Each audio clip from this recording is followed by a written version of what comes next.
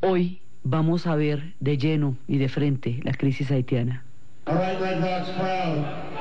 It's real exciting for the first time to introduce a group that's made it very big on the world music scene. First time here at Red Rocks. A group that's been together over 20 years, known in their native Haiti as the #1 voodoo roots band. Let's give them a big Red Rocks welcome for Boukman Experience.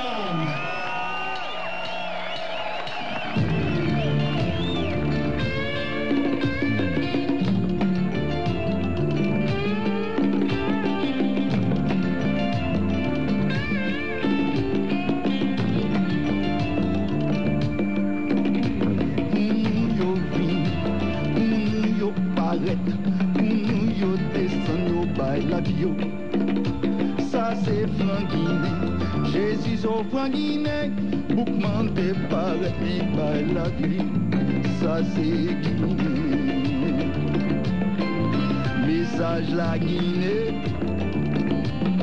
Guinée, révolution Guinée, message la Guinée. Jésus te paraît, Tansia te paraît, Boukman te paraît, yo bay la vie. La vez pasada estábamos viendo cómo Papa Doc había sido un siniestro Maquiavelo del Caribe, cómo había entendido cada discurso, cómo había que echarlo y a quién había que echárselo. Entonces a los norteamericanos les había echado el discurso de que si no eran tolerantes con sus desmanes, él se iba a inclinar hacia Cuba y hacia la Unión Soviética, sabiendo que era la plena paranoia de la Guerra Fría. Al pueblo haitiano le había echado el discurso de de la raíz negra, del reino negro, del gran proyecto negro. A la cultura vudú de Haití, que es tan fuerte y tan importante, la había utilizado los mismos discursos que se utilizaron para la liberación, esto que estamos oyendo que es Boukman Experience, todo esta, digamos, este fundamento histórico de la cultura haitiana, que es la religión vudú, y que fue lo que les dio a ellos las fuerzas suficientes para poderse independizar. Papa Doc lo había utilizado como una forma para crear terror y para utilizar psicológicamente el vudú para oprimir a su pueblo. Y con esos elementos, una comprensión perversa de la geopolítica de su tiempo, una utilización de los sueños y las esperanzas de un sueño negro, una ambición terrible de poder, una sed de sangre incontenible. Este hombre se perpetuó en el poder con una dictadura de las más horrendas que se pueda recordar en la historia, y hay que ver que dictaduras horrendas en la historia, sobre todo de las Américas y del barrio, ha habido muchísimas. Entonces, él logró montarla de todo con todos y creó su guardia personal, que eran los Tonton Macutes, que habíamos visto que eran como una especie bueno, hecho como el Coco, ¿cierto? Como el Boogeyman, así era que se llamaban los Tonton Macutes, era como la alusión que hacían. Entonces, el primero tiene él su rollo, y nadie lo puede bajar del poder porque como el tipo los tiene cogidos por la paranoia de la Guerra Fría, entonces de todas maneras logra que él se perpetúe en el poder durante mucho tiempo y después hace la transición hacia su hijo Nene Doc, que también va a continuar. Entonces aquí hay una larguísima dictadura de Papa Doc. Después de Papa Doc, que es como se le conoce a Jean-François Duvalier, que es este hombre que además es un verdadero traidor, porque era un hombre del pueblo, porque era un médico, porque era un hombre nacido de la raíz, que utilizó todas las raíces que tenía para oprimir a su pueblo, enriquecerse él y protagonizar un despotismo personal de proporciones incalculables. Entonces, después él va a meter a su hijo, que es Nene Doc, Baby Doc, lo van a llamar Nene Doc. Y Nene Doc va a estar también en el poder hasta que le van a hacer, va a haber una situación de crisis. Nene Doc se va a casar con una mujer mulata, y resulta que la vieja rencilla que hay entre los mulatos y los reinos negros y el reino negro en Haití, va a hacer que eso sí desprestigie frente a su propia gente el régimen como si fuera poco, y va a ser una cosa que los va a debilitar mucho. Ya después, cuando hay un viraje hacia una política de derechos humanos, es insostenible el régimen de Nene Doc, porque ya se vuelve una cosa, digamos, como un arcaísmo de la barbarie, un esqueleto de los dinosaurios de la sangre y el poder, ese régimen de Duvalier. Entonces ya mucho ya no tiene presentación frente a la comunidad internacional, porque cambia el viraje hacia una política de derechos humanos, y frente al propio pueblo haití, porque al meterse con una mulata y casarse con una mulata, lo asimilan hacia un hombre que ha traicionado el duvalierismo, porque el duvalierismo se había fundamentado en lo que era el imaginario de una nación negra, y él, al casarse con una mulata y al haber en Haití fuertes tensiones entre negros y mulatos, entonces pues eso era visto como darle la espalda a la tendencia histórica que de alguna manera, o en nombre de la cual oprimía, pues, porque no era que la representara, sino en nombre de la cual oprimía. El tema entre los negros y los mulatos es muy delicado, porque las comunidades mulatas están fundamentalmente compuestas de pueblos árabes, de pueblos sirios. Estos pueblos son comerciantes ancestrales y también han llegado huyendo de sus propias guerras. Fueron colonias francesas, los libaneses fueron colonia francesa, protectorado durante la época de la repartición franco-británica del Medio Oriente, y llegaron a estas islas con una mano adelante y la otra atrás, y llegaron a tener toda una prosperidad económica. Y ese fenómeno es muy del Caribe, porque hay comunidades de origen árabe muy prósperas, que son las que tienen, digamos, la economía, porque esas comunidades pues son comerciantes de origen y de tradición. Entonces, frente a los raizales, que son los pueblos originalmente habitantes de la isla, decimos originalmente, digamos, desde África, para partir del comienzo reciente, son comunidades dadas a la agricultura y a la pesca. Entonces los raizales, que son dados a la agricultura y a la pesca, se ven desplazados por los comerciantes, que son de origen árabe y que han venido trabajando muy duramente para tener lo que tienen, y se ven, esto es común a todas las islas del Caribe, a todas, que hay una capa de la población que tiene el control económico, porque su actividad comerciante la hace partícipe de esa prosperidad, y cuando llegan las épocas del turismo, pues es la que va a tener el sartén por el mango en términos de la economía interna de la isla. Y hay un mundo raizal que tiende a verse excluido de la actividad económica, porque como son agricultores, cada vez que hay un problema de agricultura grande se ven rezagados, y como son pescadores, esas actividades no son tan rentables como el comercio. Esto, digamos, es el caso de Haití, pero pasa en todas las islas del Caribe, y mucho más, es muy acentuado en las islas donde hay gran turismo, porque entonces los comerciantes están mucho más involucrados con el sector turístico como servicios y como oferta de hoteles, mientras que los raizales están en el sector de la servidumbre, digamos. Esto es un tema que ninguno de los pueblos de las Antillas ha solucionado totalmente, y el mayor nivel de integración que se pudo dar entre estas diferentes capas pues se dio en Cuba por un motivo totalmente diferente, que fue una revolución con un discurso muy distinto. Pero estas tensiones existen en todo el Caribe. Entonces, la versión de estas tensiones en Haití hace que al casarse Nene Doc con una mujer mulata se le considere inviable dentro del proyecto negro de Haití. Entonces, eso por un lado. Entonces, pierde cualquier tipo de apoyo interno que vaya a tener a partir de ese momento, cambia la política internacional y empiezan a verse mal vistos las violaciones sistemáticas a los derechos humanos, que en la época de Duvalier no tenían ningún problema, porque lo importante era que fueran anticomunistas.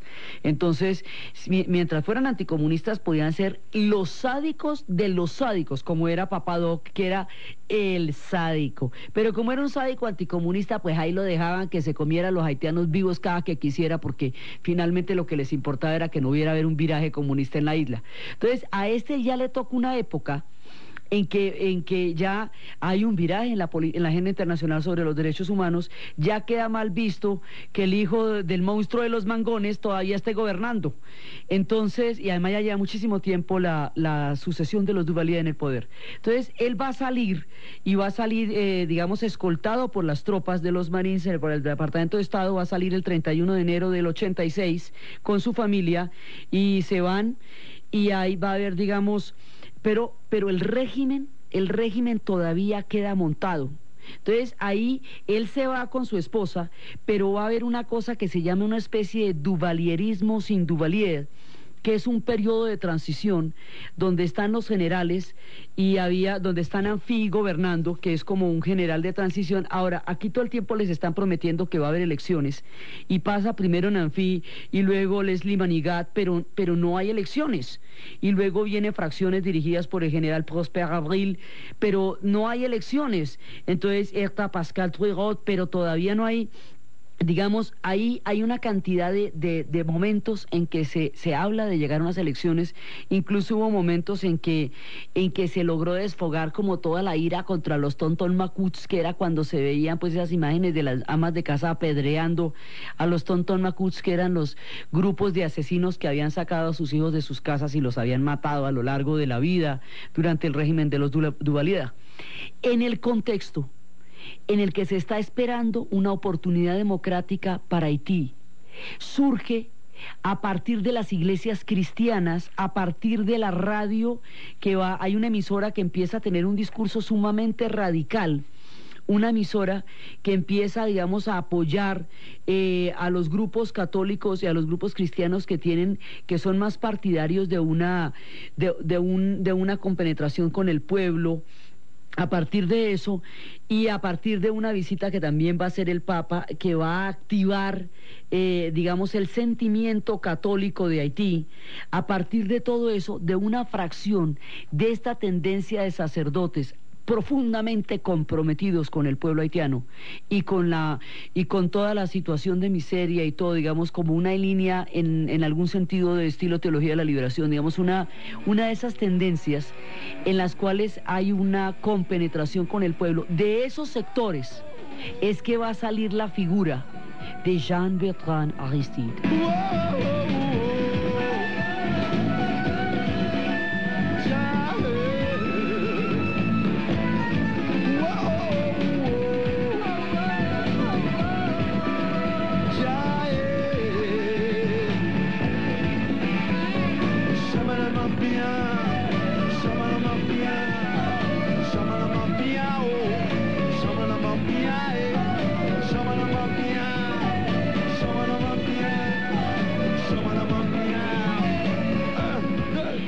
Jean-Bertrand Aristide se va a convertir en una especie de apóstol de su pueblo. Va a simbolizar ese Haití herido, ese Haití sentido, ese Haití marginado y la esperanza de la democracia. Y va a montar un movimiento que se llama la Balaz. Y la Balaz es como una especie de avalancha. La balaz es una palabra francesa creol, es una palabra creol para decir avalancha, en el sentido de que cuando una avalancha pasa por una montaña, después de que barre con todo, hay una limpieza. Entonces, lo que prometía la balaz, lo que prometía en ese momento Aristide, era limpiar toda la corrupción, la barbarie, la represión, la pobreza, las condiciones endémicas de malestar en la isla, todo eso.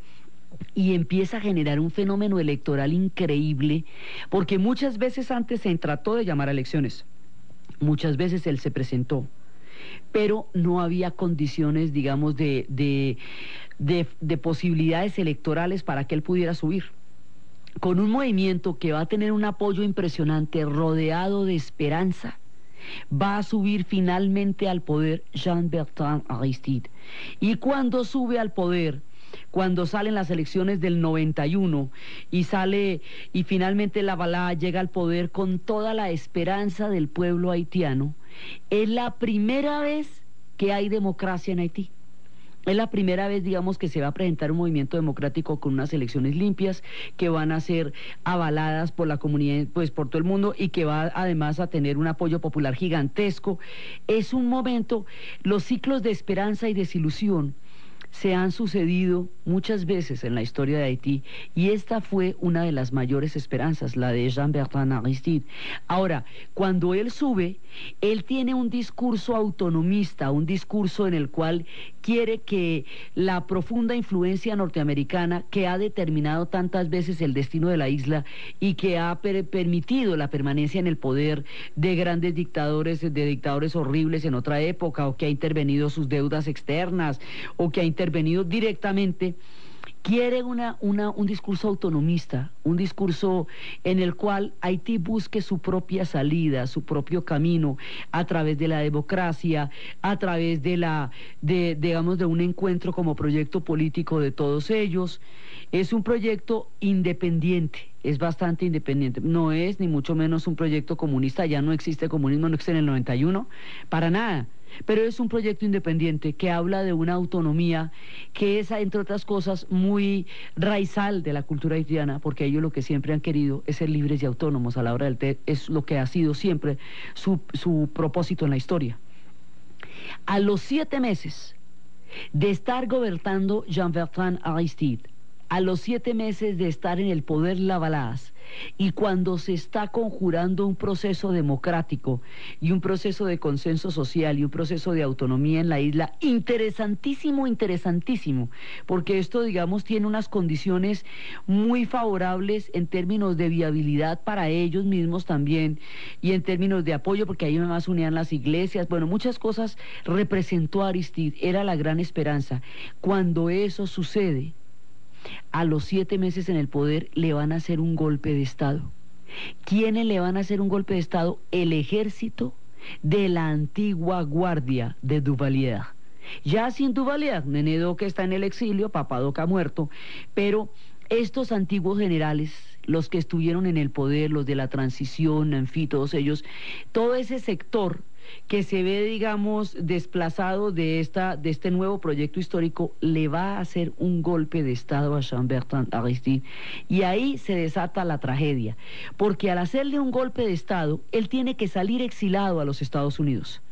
Al salir exilado a los Estados Unidos, queda el país otra vez en manos de un golpe militar que dura 3 años. Al estar un golpe militar ilegítimo que ha depuesto del poder a un presidente legalmente elegido, públicamente apoyado, tan popular como Aristide, entonces hay una ruptura de del proceso democrático de Haití, y en ese momento hay una ilegalidad, digamos, una situación totalmente anómala la que está pasando en ese instante. Aristide se va para los Estados Unidos. En los Estados Unidos, él era sacerdote originalmente salesiano, después se va a salir de la orden sacerdotal, y en Estados Unidos va a conocer a una mujer blanca de origen haitiano, pues una mujer mulata de origen haitiano, y se va a casar con ella. Entonces, estando en Estados Unidos, él llama a un boicot para el régimen militar que lo ha depuesto del poder. El boicot, efectivamente, va a haber un embargo económico al régimen militar que está en el poder. Ese embargo económico que se produce desde el 91 hasta el 94, porque acuérdese que a Aristide le hacen el golpe 7 meses después de estar en el poder, y él sube en el 91. Entonces, desde el 91 hasta el 94 que se produce el embargo económico del régimen militar que ha depuesto a Aristide, ahí se acaba de empobrecer la poca prosperidad que ha logrado Haití recopilar. Entonces, el embargo, acuérdense que los embargos nunca afectan a los dirigentes, afectan es a los pueblos. Los embargos son para matar de hambre a los pueblos. Eso realmente ningún dirigente se nos ha visto famélico porque no le llegue comida a su pueblo. Entonces, ahí la desesperación de no ver una salida política y de estar bajo la presión de un embargo empuja al mar a miles y miles de haitianos que salen en barcas. En inglés esto se llama boat people, gente de los barcos. En español se llama balseros, y son los mismos. Entonces, mire usted, en el momento en que se desborda todo el movimiento de haitianos desesperados, de la gente de los barcos, los boat people, lo mismo por el Golfo de México tratando de llegar a Miami, en ese mismo momento coincide con la crisis de los balseros en Cuba. O sea, hay un año en el 94 en el que se da la crisis de los balseros que salen en el verano del 94 de la playa de ahí de Batabano, de ahí salen los cubanos. Esos balseros cubanos que vimos buscando desesperadamente una salida en la vida, se van a encontrar en el mar con la gente de los barcos, los boat people haitianos, que por el embargo, el golpe militar, la sin salida y la falta de oportunidades y la desesperación, salen al mar lo mismo que los cubanos.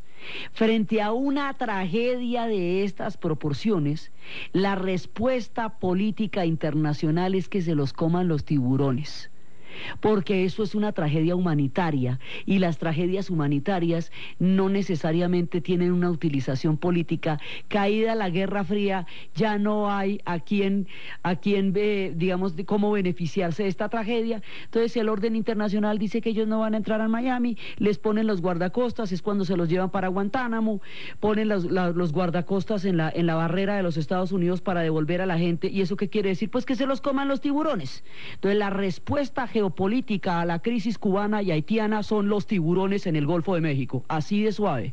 Entonces, esta gente, mejor dicho, no, a los haitianos no los acoge nadie. Nadie les va a dar una mano, no va a haber un gobierno que abra una migración para la gente en esta tragedia. Están absolutamente solos, una vez más. Y los cubanos están solos también, todo el mundo está solo en esta tragedia en el mar, mientras los tiburones se los comen en el peligro de uno de los golfos con las corrientes encontradas más bravas que hay. La tragedia se cierne sobre el Caribe en la forma de estos refugiados de los mares, totalmente abandonados del destino, y eso es una tragedia y es un crimen para todos, porque a esta gente la dejan morir. Entonces, resulta que en ese momento la presión de una oleada, de una marea de esas incontenibles sobre Miami, hace que Clinton tenga que hacer algo al respecto, y como no los van a recibir, entonces la presión lo que va a hacer es que traten de buscar volver a poner a Aristide en el poder, para poder conjurar desde la raíz digamos, lo que está generando la crisis.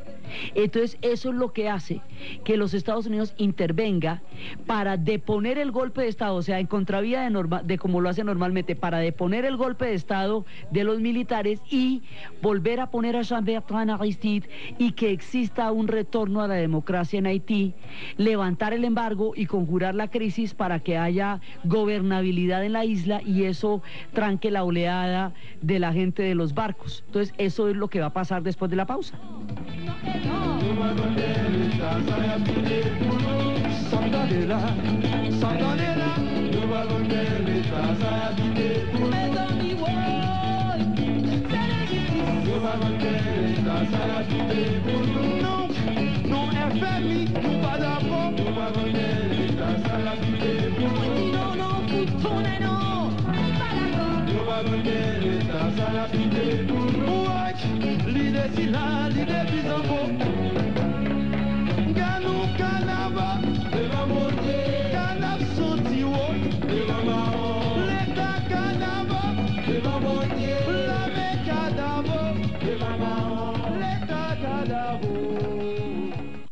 Reine, actionnaire, n'a coulé café démocratie, n'a règle la justice, pour le baguer ni ma violence, ni ma vengeance.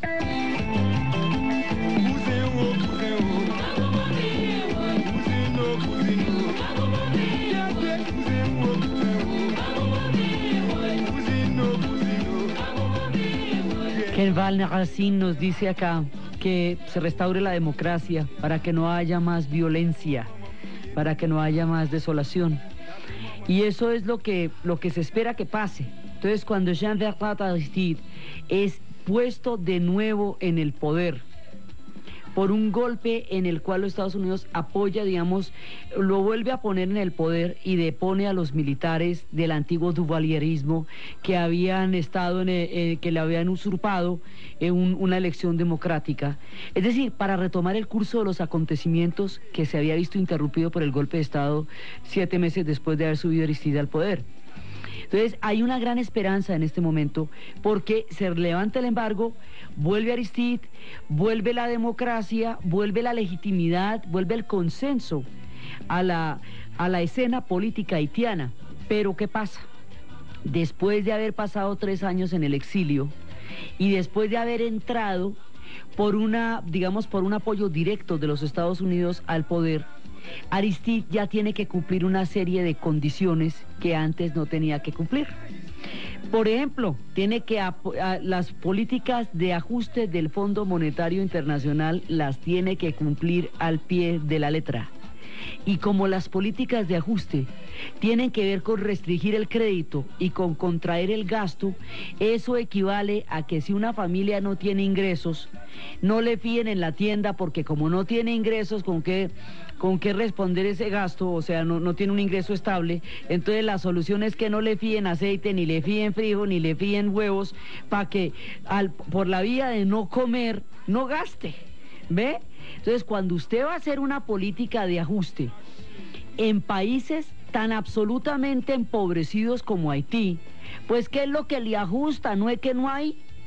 Entonces, eso me ha dicho, las políticas de contracción del gasto es donde hay un gasto que contraer, pero es que esto aquí que llaman.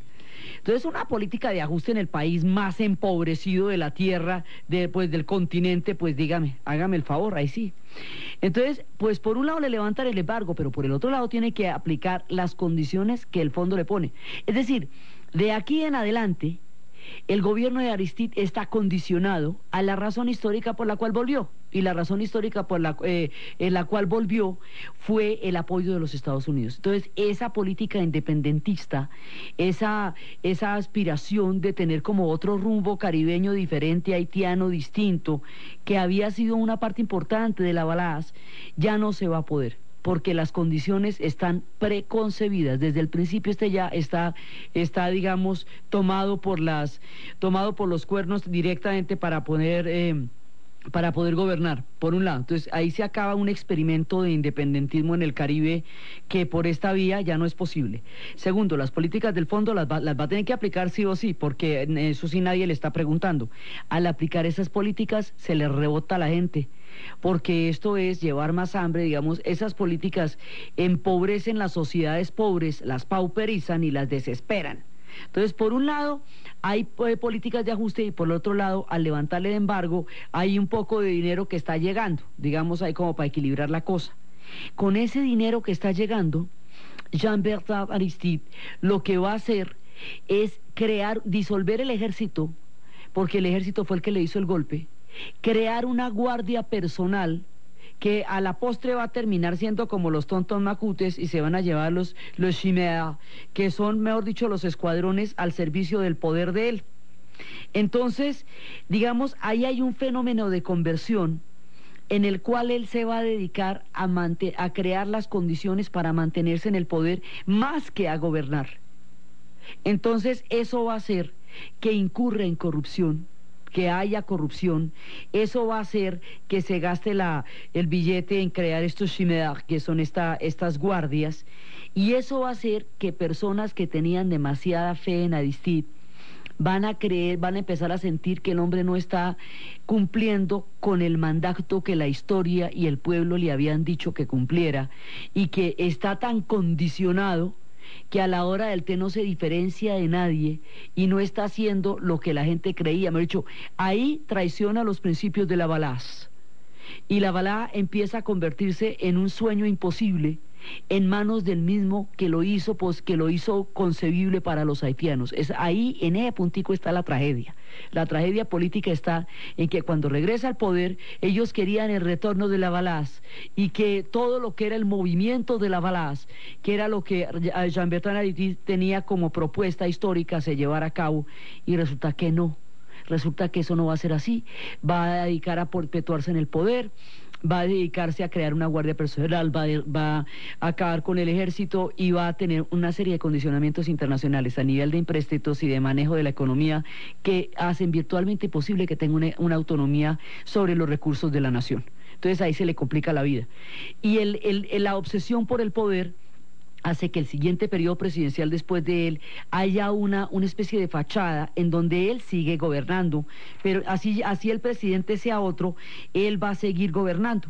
Entonces, mientras va formando su propia guardia personal, va a haber un tipo que se llama Amiot Matillard, que es el enlace entre él y la guardia personal. Entonces se va formando una oposición a Aristide, una oposición que se siente traicionada y que siente que está repitiendo los ciclos de traición que han tenido otros gobernantes. Entonces esa oposición va a empezar a formarse y a crearse, y como este Amiot es un tipo que está metido en bastantes problemas, digamos, de corrupción y de narcotráfico y de problemas de manejo de escuadrones y todo eso, entonces Estados Unidos pide que le entreguen a Amiot Matillard. Amiot Matillard dice, bueno, pues mejor dicho, Aristide dice, yo no lo entrego. Y el tipo dice, mire, usted que me entrega, y yo que cuento todo lo que usted está haciendo con su guardia personal y todo eso, ¿cómo la ve? Entonces, Aristide, mejor dicho, ahí el asunto es que este tipo aparece muerto, Amiot Matillard. Aparece muerto, recién muertido, pues. Entonces, al aparecer asesinado, eso queda como un asesinato del régimen, y el hermano de él es el que va a empezar a encabezar la oposición, la rebelión, que va a desembocar en la crisis que es la que estamos viendo ahorita. Entonces, el hermano de él, Amiot Matillard, empieza a organizar, pero ya una rebelión armada. Ahora, si el ejército se disolvió y lo que hay son los antiguos guardias, los Chimeri, los guardias de Aristide, entonces ¿de dónde sale el ejército? El ejército se refugió en República Dominicana, armados, los 800 armados en República Dominicana, mientras se daban las condiciones para una rebelión contra Aristide. Entonces, ¿qué hacen los dominicanos recibiendo gente armada allá? Eso es parte del juego político de la isla, que cada que hay, como eso es un tire y afloje, entonces cada que hay tensiones en un lado de la isla se van para el otro lado, y en el otro lado de la isla se van para acá, y ahí hay una política, digamos, de ping-pong entre las diferentes crisis que puedan tener, ya sean los dominicanos o ya sean los haitianos. Acuérdense que esta es una isla pequeña en la cual dos pueblos con muchísimos problemas la comparten, y en una tercera parte de la española, o sea, de la dominicana, es donde viven los haitianos, son 10 millones de 27.000 kilómetros cuadrados. Es decir, esta isla es muchísimo más pequeña que Cuba, que es la mayor de todas las Antillas del Caribe, y Cuba tiene 11 millones en todas las Antillas, en la isla grandota. Los haitianos son 10 millones en una tercera parte de la isla de la Dominicana, o sea que son bastantes y están en condiciones de sobrepoblación. Bueno, el asunto es que aquí le empiezan a fraguar la rebelión, el hermano de Matillard. Entonces el hermano de Matillard va y trae a la gente que está en Dominicana y empieza a tomarse la zona de Gunavida. Esa zona de Gunavida, que es el norte de la isla, se la van a tomar y se va a declarar presidente de Gunavida.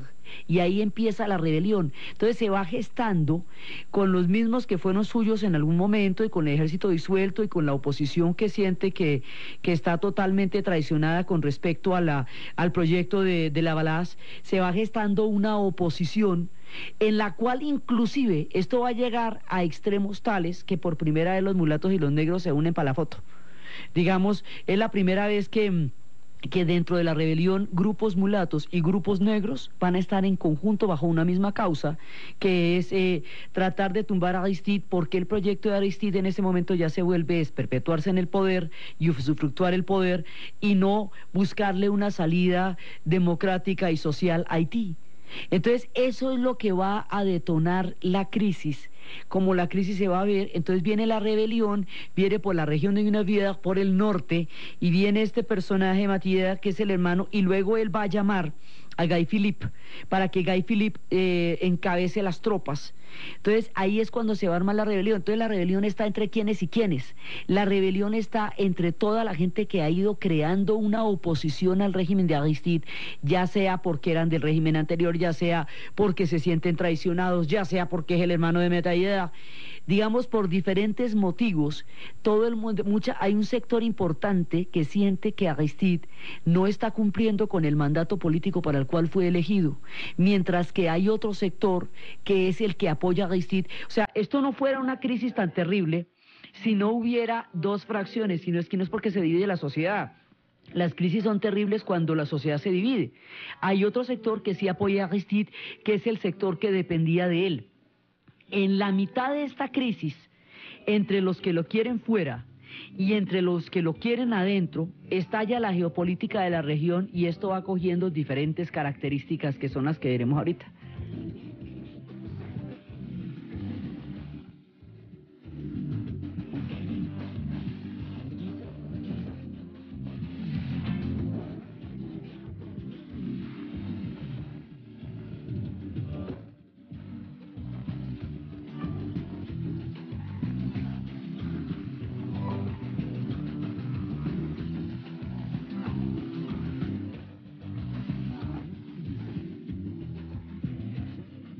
Bueno, entonces, ¿cómo le parece que estando la crisis alborotada y viendo las imágenes, porque eso es lo que corresponde a las imágenes que acabamos de ver en los noticieros de los disturbios en Puerto Príncipe, porque hay un momento en que van a entrar directamente en Puerto Príncipe? Lo triste es que la independencia, los 200 años de la creación de la nación haitiana, se cumplen en el contexto de esta crisis y no lo pueden ni los haitianos mismos celebrar como hubieran querido, porque es toda la historia que ellos han atravesado para tratar de ser una nación. Ni el mundo les para la más mínima importancia a su aniversario, sino a su crisis, porque es que también aquí hay otro tipo de problemas. Hay problemas geopolíticos. Los problemas geopolíticos consisten en que Haití es una nación, sí tiene crisis internas, sí tiene gobernantes que han traicionado principios en nombre de los cuales el pueblo los ha elegido, pero no son los primeros ni los únicos.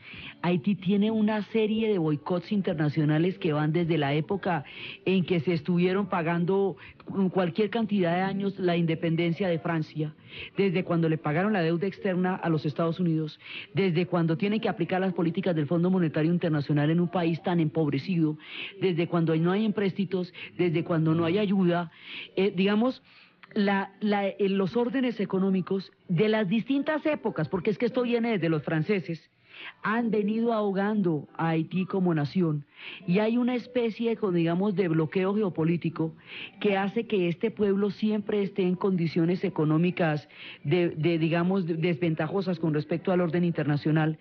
Es como una manera de mostrar que los pueblos, las naciones negras, no son viables, solamente se les refiere a ellas en calidad de catástrofes, solo se muestra su tragedia, no se mostró su independencia, sino la crisis, solo se les muestra cuando están en terribles condiciones, tanto para Haití como para África. Por eso de África no se habla sino del SIDA, del ébola, de las hambrunas, de las guerras civiles, pero nunca se habla de los proyectos de desarrollo. En Haití se habla de la crisis cuando estalla una crisis del tamaño de la que acabamos de ver, pero cuando cumple los 200 años de nación, cuando fue por ella que se conocieron los discursos de la Ilustración, cuando allá se hablaba de los derechos del hombre antes de que Miranda hablara de eso, antes de que Nariño hablara de eso, no se habla de Haití. Cuando apoyaron a Bolívar, Petion, no se habla de Haití. Es decir, de su grandeza, de su tradición, de su cultura, de su historia no se habla, se habla de su tragedia. Entonces ahí sí, todo el mundo a mirar los noticieros y todo el mundo a ver qué es lo que está pasando en Haití. Esa imagen catastrófica, y solamente catastrófica, de los pueblos negros es una manera geopolítica de hacerlos ver como condenados por un problema atávicamente racial del racismo en Occidente a solo vivir la tragedia.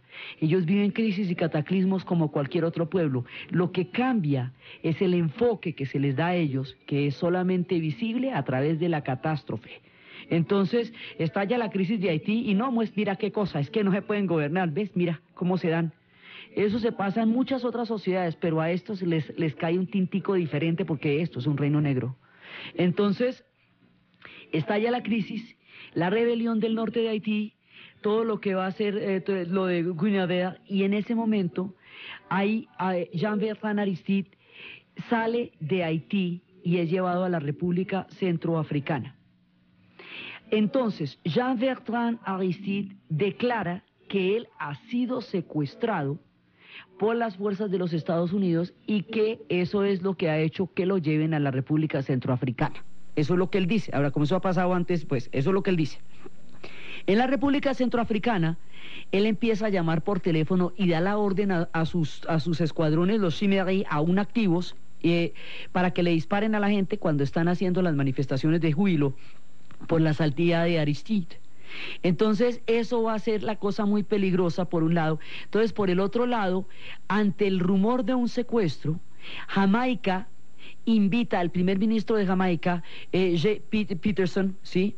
Lo invita a Jamaica para que, digamos, porque considera que ese rumor es un precedente internacional muy grave.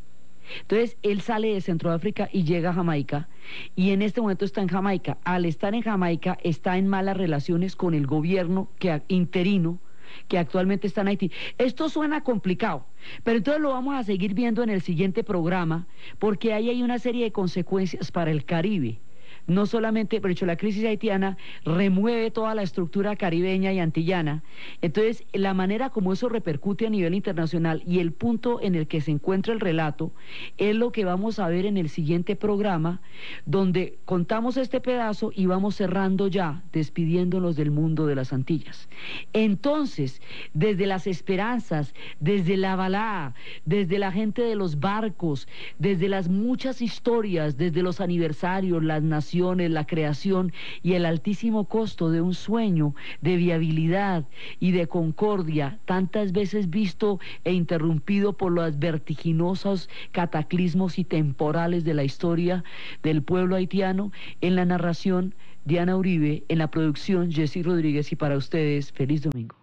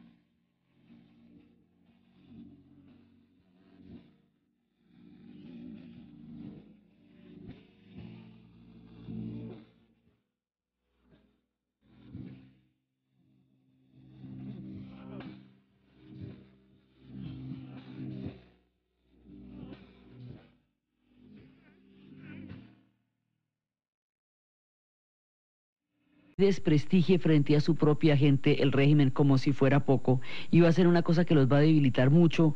Ya después, cuando hay un viraje hacia una política de derechos humanos, es insostenible el régimen de Nene Doc, porque ya se vuelve una cosa, digamos, como un arcaísmo de la barbarie, un esqueleto de los dinosaurios de la sangre y el poder, ese régimen de Duvalier. Entonces ya no tiene presentación frente a la comunidad internacional, porque cambia el viraje hacia una política de derechos humanos, y frente al propio pueblo haití, porque al meterse con una mulata y casarse con una mulata, lo asimilan hacia un hombre que ha traicionado el duvalierismo, porque el duvalierismo se había fundamentado en lo que era el imaginario de una nación negra, y él, al casarse con una mulata y al haber en Haití fuertes tensiones entre negros y mulatos, entonces pues eso era visto como darle la espalda a la tendencia histórica que de alguna manera, o en nombre de la cual oprimía, pues, porque no era que la representara, sino en nombre de la cual oprimía.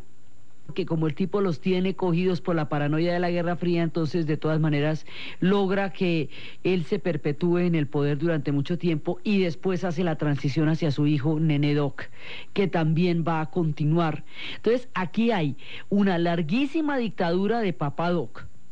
Después de Papa Doc, que es como se le conoce a Jean-François Duvalier, que es este hombre que además es un verdadero traidor, porque era un hombre del pueblo, porque era un médico, porque era un hombre nacido de la raíz, que utilizó todas las raíces que tenía para oprimir a su pueblo, enriquecerse él y protagonizar un despotismo personal de proporciones incalculables. Entonces, después él va a meter a su hijo, que es Nene Doc, Baby Doc, lo van a llamar Nene Doc, Y Nene Doc va a estar también en el poder hasta que le van a hacer, va a haber una, digamos, una situación de crisis. Nene Doc se va a casar con una mujer mulata. Y resulta que la vieja rencilla que hay entre los mulatos y los reinos negros y el reino negro en Haití va a hacer que eso sí, hoy vamos a ver de lleno y de frente la crisis haitiana.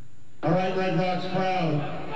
It's real exciting for the first time to introduce a group that's made it very big on the world music scene. First time here at Red Rocks. A group that's been together over 20 years, known in their native Haiti as the #1 voodoo roots band. Let's give them a big Red Rocks welcome for Fuman Experience.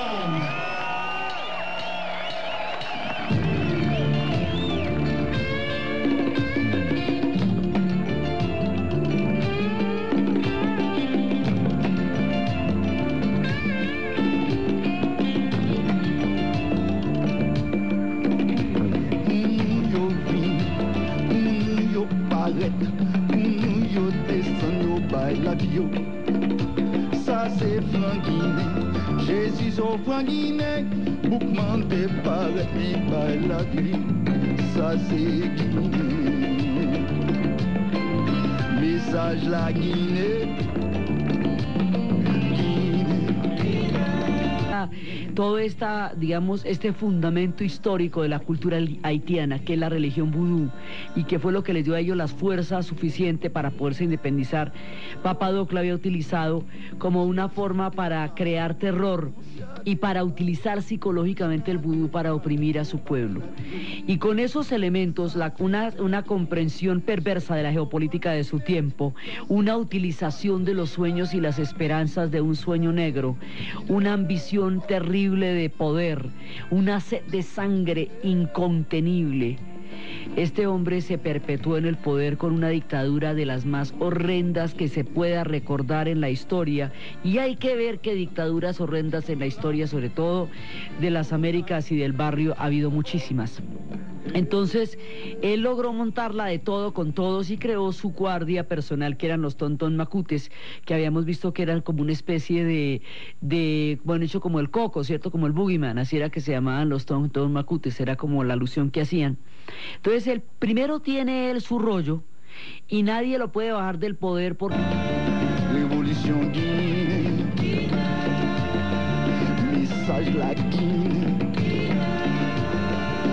Oh, Jésus te paraît, Tansia te paraît, Boukman te paraît, yo bail la vie.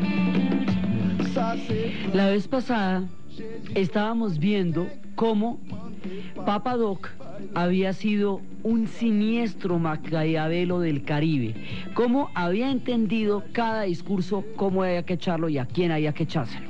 Entonces a los norteamericanos les había echado el discurso de que si no eran tolerantes con sus desmanes, él se iba a inclinar hacia Cuba y hacia la Unión Soviética, sabiendo que era la plena paranoia de la Guerra Fría. Al pueblo haitiano le había echado el discurso de de la raíz negra, del reino negro, del gran proyecto negro.